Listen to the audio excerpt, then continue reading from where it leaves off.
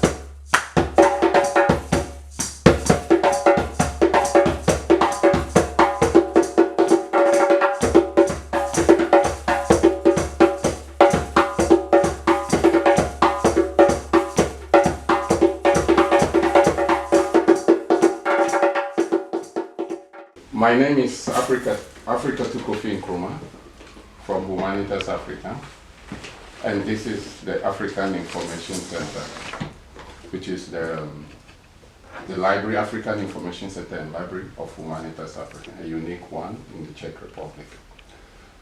Once again, I'm pleased to welcome you here, and I would like to also welcome His Excellency Pavel Mikeš. Thank you, Your Excellency. Thank you for having me. Excellency. Today we have going to have a very important discussion and presentation by some of our most hardworking intellectuals in the Czech Republic on and about Africa. And we are happy to collaborate with them on their recently launched books. They are Albert Kasanda, one of our great African scholars here.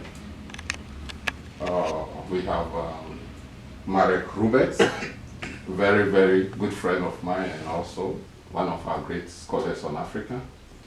Then we have Jan Svoboda. Jan Svoboda, thank you very much. You have produced, the three of them have produced a wonderful work, for which reason has given us opportunity to meet here tonight. They have two books here. They are going to make a presentation about their book, the Africa in a Multilateral World, Afropolitan Dilemmas. That is one book. This book is in English, published by Routledge in English, and of course they have also the African Philosophiae Społeczności, to English, the African Philosophy of Society. And they are the three authors, of this book. So we are going to give them the opportunity to introduce the main ideas of their book, after which there will be commentaries and discussion by the audience under the auspices of His Excellency Pavel Mikeš. Once again, welcome you to the African Information Center. Let us set the ball rolling. Thank you for organizing this evening. It's a great pleasure to be here in presence of these great scholars on Africa, and thank you, Kofi, for running this center and for inviting us to this beautiful evening. Well, I would just shortly introduce this book, Africa in a Multilateral World. It's a very timely book because we are now living a very important period. Like there were different periods in African history, roughly the colonial period, pre-colonial, colonial, then the neo-colonial period, then the end of the Cold War, change again the position in Africa, and now again we see a situation in which the position in Africa in multilateral world is changing.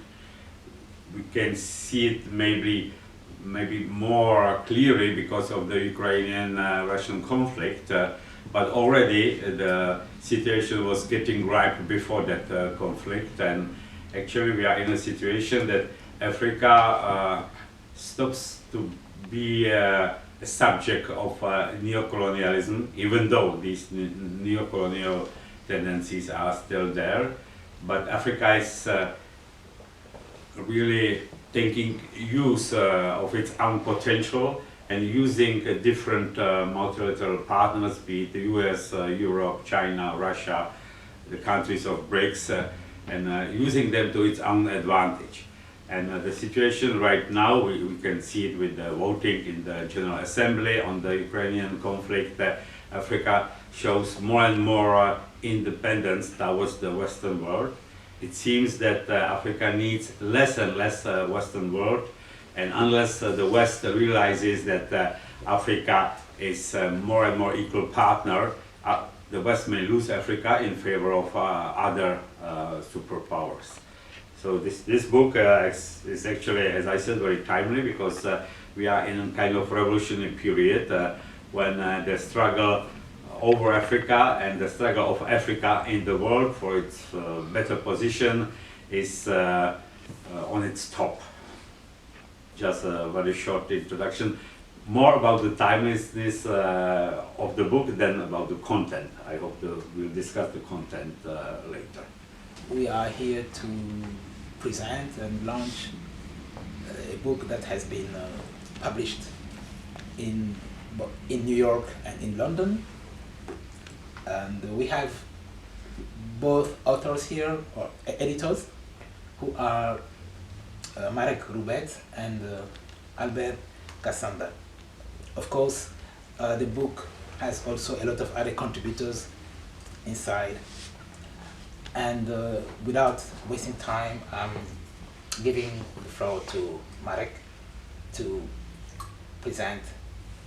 Hello, I'm happy that we can present this book here in Humanitas Africa in African Information Center in Prague.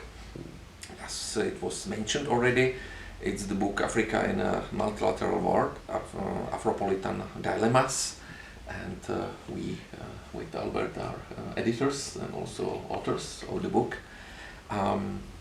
When we prepared a book with others, we had in mind several main issues. First, transformation of the world into multilateral one, and also a world which is full of various cosmopolitan and Afropolitan issues with various limits, limits of cosmopolitanism and Afropolitanism, and also we try to focus on various regional and macro-regional issues. In the first part of the book, we focused on the Africa's participation in a multilateral world. There are various authors, my own paper, my own chapter, which tries to structure the contemporary situation as for post-colonialism, decolonialism, unilateralism, and also multilateralism, of course, and some other tendencies. And other authors try to specify it from different perspectives. There is a chapter by the head of philosophy department at Addis Ababa University, Dinian Mekonnen, and also a chapter by Stephen Chen from London, from SOAS, who shows non-Western cosmopolitanism in Africa. And then in the second part of the book, there are various Afropolitan trends and limits, especially what Albert is focusing on, and he will talk about that. And other authors try to specify it from various perspectives, let's say a relationship between Ubuntu and cosmopolitanism, for example, or how Afropolitanism is present in various novels written by African authors. Then another part of the book focuses on other tendencies and especially potentials which are in Africa. As for demographic change, what it means for Africa, demographic growth, and also how it is connected with political power, political arrangement, as for individual African states, regions, or cosmopolitan, Afropolitan tendencies. Another chapter shows also relations between Africa and some foreign power relations, which deals also with political extremism or violent clashes, etc. And the last part of the book, but not least, focuses on gender and language ambivalencies in global interactions concerning Africa, and it shows, for example, the role of English as a global language or as a colonial or post-colonial language, and these issues, how they are related together. So it shows these new multipolar and multilateral tendencies in the world, and how Africa relates to other parts of the world, and how individual parts of Africa relates to Africa as the whole.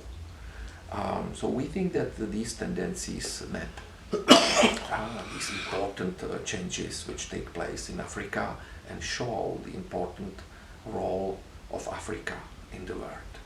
Of course, I can explain it in bigger detail, but I didn't want to focus more on my own chapter, but to present rather the main overview and the main idea of the book, and I think that Albert will specify it according to his chapter and probably in some context as well. Marek already introduced the whole book. I will just focus on parts on which I worked in this book, particularly on the concept or the idea of Afropolitanism, which is a new concept that has been coined by the beginning of this century in 2005 by two African thinkers, I can say. One is Achille Mbembe, who is from Cameroon, who is a philosopher, historian, and specialist in political thinking as well. And also by a novelist, if I'm right, she's from Ghana, Taye Selassie, who wrote a paper named Bye Bye Babar, in which she introduced a new concept. She used this word Afropolitanism to refer to a kind of identity, to identify the kind of identity concerning youth, African youth immigrated in Western countries. They meet in London, they meet in New York, but at the same time they have a link with Africa. This kind of how do they locate themselves in the world from the situation of crossing the border, migration, new identity. While Mbembe, as a sociologist and a philosopher, put a different emphasis concerning, for example, the world view. For him, to be Afropolitan is to conceive the world in a different way, to accept that Africa is not a single entity, but it is a multiplicity. There are different identities. Being Africa is not only being black, because we have also white African. So even being black is not really exclusive to African. And we can be African living in different parts of the world, moving, crossing the borders, and we relate to the world to negotiate our own being as African in the world through this concept of Afropolitanism. As already Marek mentioned it, this concept has been used in literature, for example, published by Aditya Chimamanda in the novel which is famous, Americana, and by others as well. And also to discuss it through languages. For example, to take a case in South Africa, in the campus of Stellenbosch, where people discuss what is it to be African. Is it to learn to have teaching in English or in local languages? As we know, Stellenbosch campus has a long story about apartheid and the integration of black people. So this is also an issue that concerns or deals with Afropolitanism. And all in all, I can say being Afropolitan is being African without borders. Living in Europe, having a small place in Africa, in the kitchen of an aunt, as Thais says it, or moving all over the world. But it's a concept which is still in discussion because it opens perspectives. Still, it is not perfect because it focuses mainly on some privileged people who can travel, who can speak multiple languages, but not take into consideration poor people in Africa. This is one of the weakness points of this concept. And I can stop there. If there are questions, debates, we can exchange about it. Thank you. I would have a question to Marek. Marek, he deals a lot with the different periods in African history, and it seems that now we are seeing a radical, almost revolutionary change in the position of Africa in the global world. It's probably made by the growth of Africa, but also growth of non-European centers of economic and political power. Am I right in saying that we see a new period starting now, that really Africa is moving to another period in its history, and its position in the global world has changed? Yes, you are right. I tried to structure various recent and contemporary periods of development in Africa, and try to show that it's very important to see post-colonial and decolonial tendencies, especially since the independence, of course, in the 60s and 70s. At the same time, we can see new tendencies since the 1990s. First, more global unification of the planet, with some hopes in democratization and participation of citizens, etc., but more unified and not so plural. But then after 2000, since the rise of various developing countries, especially BRICS, we see that those developing countries are more and more important in the world, in the introductions of their influential inputs, and these interactions change the global arrangement. So also African countries use this opportunity, not only South Africa, but also Nigeria, Ethiopia, and others are rising and showing their bigger possibilities and power in the world.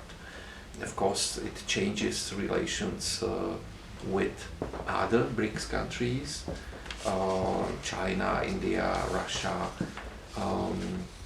Brazil, but also other ones, as I mentioned. And we see this multipolar and multilateral world growing, but of course with some limits, because every new period of time is not just rising new tendencies, but also showing limits and overcoming problems which are connected to that.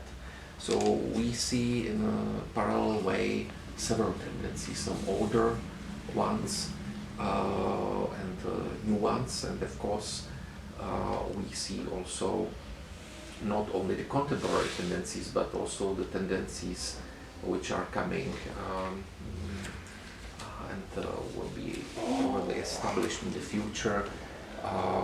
There are discussions on Afrofuturism, Afropolitanism, as was mentioned, and also on Polylateral World, which means that it's expected that multilateral tendencies will develop more, and sometimes it has a different name, sometimes it has the same name, it's just a full multilateralism, but I try to talk about that as about polylateral tendencies.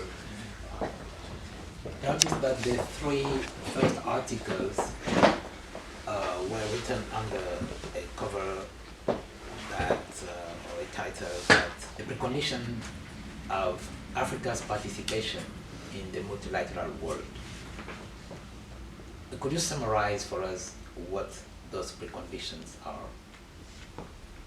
Yes, in fact, what we had in mind are those changes from decolonial tendencies to some positive tendencies in Africa.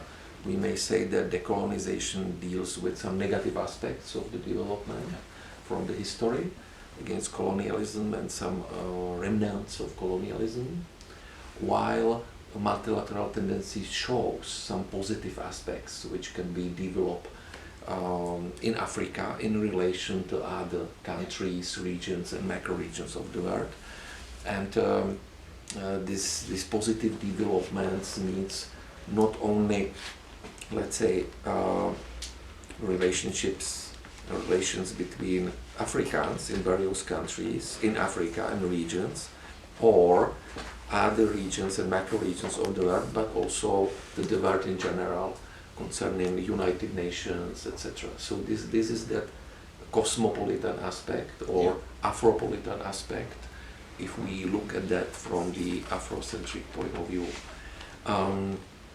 And it's also connected, of course, with other tendencies concerning future, like Afrofuturism, which is mostly taken in the positive way, but it has also negative potential tendencies in the future. So these are the streams, and these are related from the history to the present to the future. So we wanted to show it in the historical development, how to overcome the problems, but not to look only at problems, because sometimes analysis of Africa are connected only with armed conflicts and overpopulation, etc., etc. So we say, okay, it's important to see some negative influences, including foreign interventions into Africa, etc., and at the same time to see good potentials for the future development. Thank you. Albert can add something to that. What I can say is that preconditions is all this change that are happening. I think it's important to be aware of. For example, the chapter of Professor Chan speaking about cosmopolitanism. He's just trying to introduce a kind of cosmopolitanism which is inclusive. It has been taught in the past that was this kind of exclusion of savage peoples. You know, cosmopolitan was people who can have a kind of culture, to move, to go here and there, to discover the people. But the discovered people, the state of studies were not considered, even thought to be able of joining this cosmopolitan world. So he's tried to introduce this kind of perception of inclusion of the area. I think that is important. It's kind of part of the condition to think a different word, connecting the past, the present, and the future. When we started the African Information Center, there were not many Czech writers writing about Africa, whether Africans in Czech Republic writing about Africa, or Czech scholars interested in Africa writing about Africa. With your contribution now, with your books now, do you think that the interest of Czech scholars in Africa is increasing in Czech Republic? That is one. How would the ordinary people in the society perceive this book? When they read your book, What information would they get, the ordinary society? How will the academics perceive, Czech academics on Africa perceive this book? What do you want to convey? And what are Czech government, I don't want to say it, how does this book help the Czech government in its perception, in its relation to Africa? I think it is part of our duty, our mission, to make and increase the interest of the Czech academics, the Czech people, whatever is the level, concerning Africa and the knowledge of Africa, and to change all those negative representations of Africa, to bring things in a very positive and constructive way, to speak about realities that are happening actually in Africa. It is not a land of Sovietism, but it is land which is suffering from what, as I have been speaking of with Hunter, that there is a new concept which is emerging actually of extractivism. Africa is being sucked of everything while presented in a negative way of being poor, while extracting all the minerals, resources, forgetting that it is the future of the world. If we speak of climate change, I think at least 60% of resources for the future of the climate in Africa, in Congo particularly, and more than in Amazonia. So I think it is our duty to focus on it and to make the best that we can do to make it known and inform and share ideas with our colleagues. I think step by step things are growing and evolving. And we should not stop on this book, but try to make what is named vulgarization, if I can, diffuse it more and make it known through several media, yours and newspapers and radio, and just try to make it more known than it is actually. Co-author Marek Hrubec, your take on that? Yes, thank you for that question. I think that there is an apparent rising interest in Africa in the last decade or 2 decades. It's connected with other developing countries which are rising as well, and various African countries have an interesting development. It's connected also with the demographic growth, and it's linked to bigger economies and international relations. And other parts of the world see that, and that's why they increase interactions with African countries and regions, etc. So I think that it's apparent that researchers, politicians, companies are more and more interested in Africa, and I think it will continue. So this is the first part of my answer. But as for the second one, if this book will increase the interest also here in Prague and in our country, frankly speaking, we didn't have it too much in mind, because it's written in English, and we try to focus especially on the international audience who reads in English. But of course, some of those people are here also in the Czech Republic. But I think that it brings us to our second book, which we published this year as well, which is Africká filozofie společnosti, African philosophy of society, or African social philosophy. And in this book, we try to write the text which focuses on Czech readers. So specifically, who are your targets? Well, we didn't write it too much only as Czech authors. It's an international group of writers. Some are from Ethiopia, from Czech Republic, Slovakia, Germany, United Kingdom, etc. And we focus especially on other experts on Africa, philosopher, sociologist, expert on international relations, global studies, but also literature.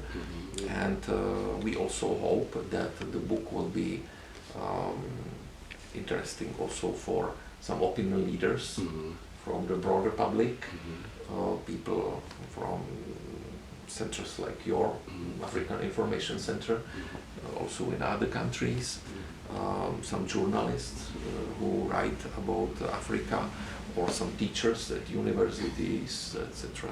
And maybe, hopefully, also advisors to politicians who can learn from that. So this is the audience we focus on. Thank you. Thank you. Maybe one short comment.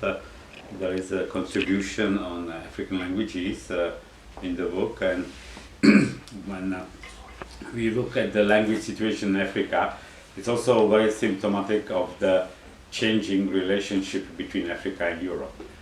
For a long time, it has been a given fact that African countries are or Anglophone or Afrophone or Lusophone, and that without European languages, African countries can't survive. And since about 20 years, but now the last years, the development has quickened very much.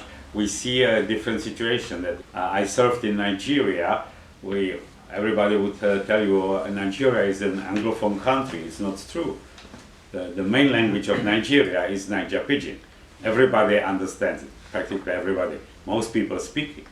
The national language of Nigeria is Niger Pidgin, and even during my tenure of the post of ambassador in Nigeria, in official meetings, the National Day and the official meetings, they were introduced in 3 Nigerian languages: Yoruba, Igbo, Hausa, plus Niger Pidgin. The same situation in Ethiopia. In Ethiopia, it has been for a long time. It has been, let's say, since time immemorial, that it was either Gers, which is now a dead language, or Amharic. But look at countries like Rwanda, Burundi. They use their national language more and more. Another very good example is Chad. The Chad, the government, the officials, they speak Chadian Arabic. Most people don't even know that Chadian Arabic exists. But that's the language. If you want to live, work, do business in Chad, you have to speak Chadian Arabic. So we see more and more African languages taking over, like Lingala in Western Congo, like Sango in Central African Republic. So even the role of our European languages is diminuing. It's getting much less important than before. And at the same time, I don't want to say that Chinese would replace European languages. No, the African languages will replace European languages, but the knowledge of Chinese in Ethiopia, even among Ethiopian population, is growing. While the knowledge of English is stagnating, or it's not really improving, but the Chinese is coming. So we should watch also this cultural, linguistical phenomena, because they tell us something about the politics, about the political developments, and about the changing balance of power. Albert quoted Otto Weismann, a work he wrote in 1999, and you quoted exactly this. When multilateralism develops into polylateralism, Africa will be able to unlock its own potential. Now, your book has a key concept, like Africa in a multilateral world. So what difference are you making between multilateralism and polylateralism? And like, where are we exactly now? Are we like in multilateralism, or are we like moving towards polylateralism, or where are we? And what's the difference between Yeah, thank you. This is very important question. What we see today, or recently, it is called multilateral tendencies. Multilateral, but of course, it's not fully multilateral, which has various lateral aspects.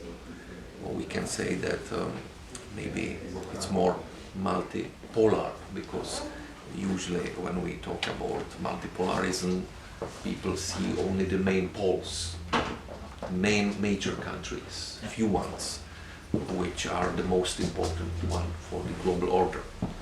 And when they talk about multilateralism, usually they think about broader plurality, which is already today, even if limited. But when we talk about the future, of course, we or Africans hope in a more developed multilateralism, and that's what's coined polylateralism. It's connected with future tendencies, which we try to analyze also concerning Afropolitanism and Afrofuturism and cosmopolitanism, etc. The better global arrangement and better place of Africa in the world. Yeah, and the second question is, the article by Stephen Chan is titled "The Problematic Non-Western Cosmopolitanism in Africa Today, Grappling with the Modernity Outside History." Looking back to pre-colonial Africa, how much cosmopolitanism could we find in pre-colonial African thinking and philosophy, if any? Is that the root of, like, nowadays Afropolitanism? And then, if there was some cosmopolitanism in pre-colonial Africa, so is that like, is it just a myth, or is it really a reality? Well, cosmopolitanism since ancient Greek philosophy is something about cosmos, the universe, but originally it's about something which keeps the world together, etymologically taken. And of course in Africa as well, people at all the times, before colonialism, during colonialism, after colonialism, thought about the universe. So they were thinking in a cosmopolitan way, in this way, right? Even if they used a different word, for example. But of course, they lived in the universe and they knew about that. Stephen Chan talks about non-Western and he kinds says it is problematic, sorry. About various non-Western kinds of cosmopolitanism, because not only in the West people think about the global order, global arrangement. So there are different interpretations in different parts of the world, how people see the universe and how they relate to that. So it opens a way to Afropolitanism especially, but in a broader sense, then it's sometimes analyzed concerning novels, etc., or some elites, African elites, but in a broader way, just to think about an African way to the universe, how Africans relate to the universe, to others, to the world, not only to Africa, but also to other people, nations, cultures, civilizations in the world. How problematic? Well, of course. Why or how? I don't know. Well, it could be problematic because Western thinking and practice was colonial. The Western powers wanted to colonize other countries, not only in Africa, but in other parts of the world.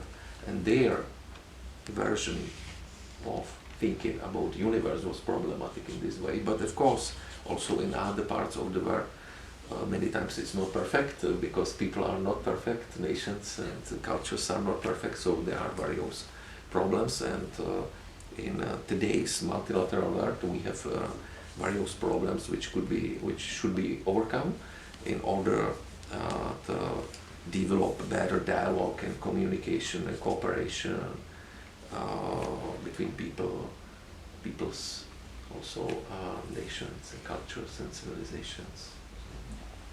I would like just to come back to what the ambassador spoke about, languages. Last Monday I came back from Congo. I spent there 2 weeks attending 2 workshops. The first one was violence and conflict in a country in war, for example, and through literary and the philosophical perspectives. And there it was surprising because Professor Retova, Alena, that many of us know, just came and improvised a speech in Lingala. So even teachers there were also surprised to see a foreigner to come in this kind of meeting and give a talk, a lecture, at least part of it, in Lingala.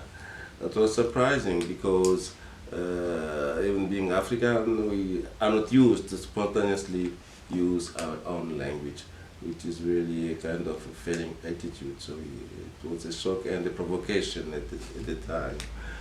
And Congo is considered among the big Francophone African countries in the world because of his population. But in reality, there are very few people in Congo who speak French. French is just an official language. The national languages, we have 4 of them, and that is what people use in their daily life. I go and see my family, it would be stupid to start talking to my brother in French. It doesn't come in my mind. That is the life and the reality of the people. And I am glad that the ambassador raised the point. And the second workshop was really also focused on philosophy and local languages. And myself, I was obliged to speak in Chiluba, which was not the easiest task for me. Even if Chiluba is my mother tongue, I had to think 2-3 times to what kind of concept I can use to be understood, to dialogue with my own people. I think in that this is part of the book is really a challenge, and for the future we have to work on it even more to make it. How would it be in Chiluba? Our book on Africa in a Multilateral World, Afropolitanism Dilemma. And if I can translate it into Chiluba language, which is my mother tongue, I would say Afrika mu buloba budi malanda nseka ne nseka. Thank you. An African speaking African. I think one of the famous African writer whose book we have here plenty is Ngugi wa Thiong'o. Yeah. I think Ngugi is trying very much to write in African languages. Yeah. One challenge I see is that I know Ambassador is very abreast in Africa because he is a writer himself. He writes in Amharic, in Swahili. You write, Ambassador writes in Amharic. Swahili is a Congolese language. Yes, one yes, of the Swahili. We have some of your books in African languages.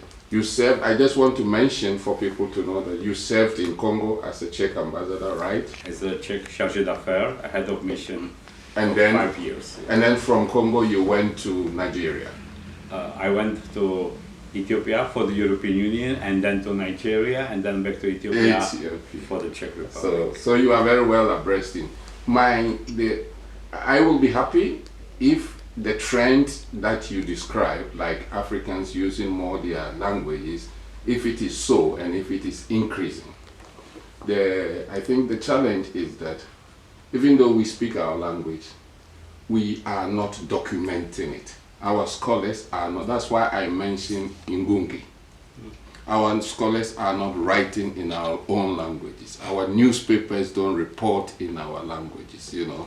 So it is like a general that commonly we speak our own language, but we are not putting any serious emphasis officially in how to preserve our language by writing them down, by documenting them down. So it should be taken more serious than just speaking it. This is just a commentary. It should be, I think that Africans should do a a lot of work on their languages, they should take their language more serious than just speaking it. Then up to now, it's just a natural development. Wolof slowly taking over in Senegal. In Nigeria, you have TV programs, radio programs, newspapers in Niger Pidgin.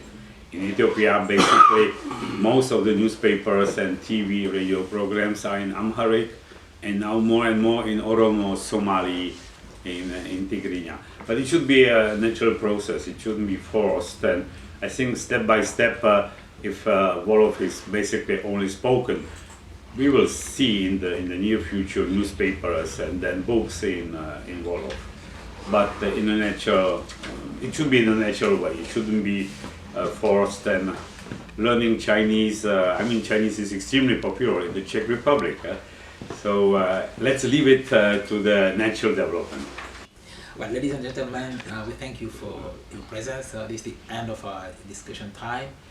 Once more, thank you, Marek, and thank you, Albert, for having accepted our invitation to present your book here. Thank you for having us. Bye. Thank you. Thank you.